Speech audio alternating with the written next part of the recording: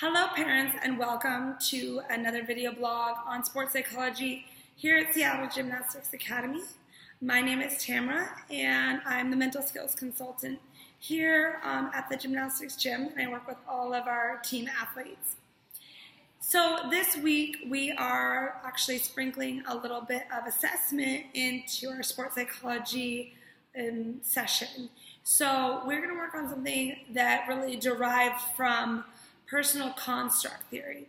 So what is essentially characteristics and values that are important to the gymnasts themselves? What are the things they value? Confidence, hard work, grit, self-care. What do they think a great gymnast needs in order to be successful? So these are the kinds of things that we talk about with the athletes. Now, not every coach has the same philosophy, and not every athlete values the same things. They value different things based on who they are personally, their family of origin, and their own life experience. So I really wanted to make this an individual assessment and a great tool for the athletes. So we use something called a performance profile. And this is what a performance profile looks like. If you guys can see, this is a blank one. Essentially, the athletes write their top 8 characteristics of what they think a great athlete or great gymnast needs to be successful. Of course, it's not going to be the same for everyone. So the beginning of this would look like, for example, they might put down something like brave, hardworking, confident. After they put their top 8 down, the athletes actually rate themselves on a scale from 0 being that they don't have the characteristic at all, to 10, meaning that there's no way that they can have more of that characteristic. They embody that characteristic fully. A finished profile looks something like this. You have all of the characteristics, and then an athlete would write down kind of what level they think they're consistently performing at. Now, this is a wonderful tool to use for communication, to use for self-awareness, and honestly, a lot of these athletes do have these ideas bouncing around in their head, but the performance profile is really used to organize their thoughts and create that self-awareness.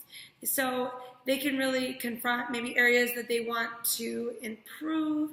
And also, we talk a lot about honoring their strength. What's their strength, and how can we be a strength finder? In gym, a lot of times the athletes are getting full corrections all the time, and areas that they want to improve. So for this session today, we actually end with, what's an area of strength for you? Why are you good at that? And how can you make that even better? So that is definitely the takeaway from this session here. And the performance profiles are actually pretty crucial in communication with the athletes and the gymnasts. So the coaches and the gymnasts. So the coaches are going to be filling out this same performance profile more for work. So what it means, what are their top 8 characteristics to be a good coach? And where are they consistently ranking themselves in that profile? And hopefully our goal is to kind of share the profiles and gain some communication between coach and athlete. Now, I never share the athlete's profile, so I really am empowering the kids to go up to the coaches and show them, these are my 8 characteristics, and this is where I think I'm ranking. Maybe they're a little bit low on being brave. And so it empowers the athlete to work with a coach in that regard. Additionally, the performance profiles can also be used as a team. It's a great way to bond. What are our top characteristics as a group or a team? They write them down, brainstorm, everybody agrees on them, and then we rate ourselves on how we're doing. How much are we supporting our teammates or being showing sportsmanlike behavior? And this is really kind of end out the goal setting. And after this, we're going to be moving on to the centering technique for April. If you have any questions, please feel free to email me. There are some changes. I know I haven't done a video in a little while. We've been having some pretty big changes as far as my employment with the gym and how that works. So I'm going to go over that with you now, along with sending you a new consent form and a letter. So in the gym here, I am now considered a contract worker for the sports psychology. Now, I'm still an employee when it comes to coaching the development classes. I coach a ton of preschool and a ton of rec classes and junior Olympic development classes. So I am an employee for those classes. But as far as my work with the team, legally, under Washington state law, I have to be a contract worker. And it's really to protect the athletes. So we call it a dual role. We don't want my employment to jade my perspective or, have a kind of an ulterior motive with the kids.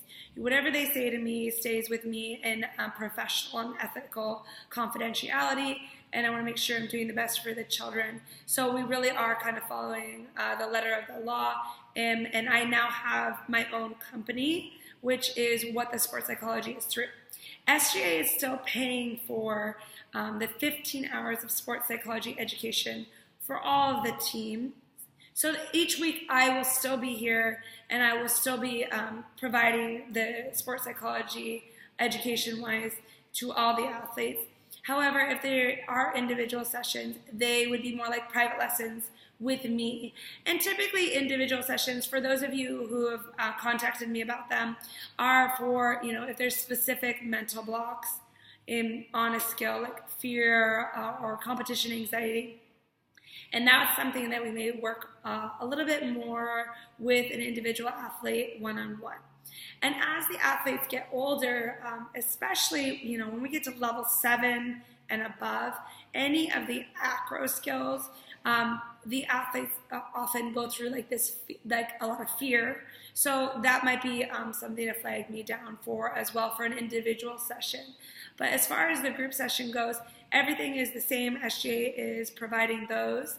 And if you have any more questions about the changeover or confidentiality or any of the questions about the consent form, please feel free to email me. The email is going to change a little bit to GYM, which stands for Grow Your Mind, Mental Skills Consulting @gmail.com.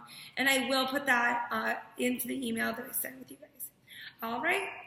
And thank you so much for kind of tuning in to this session. And I hope to get these up every single week more consistently. Thank you.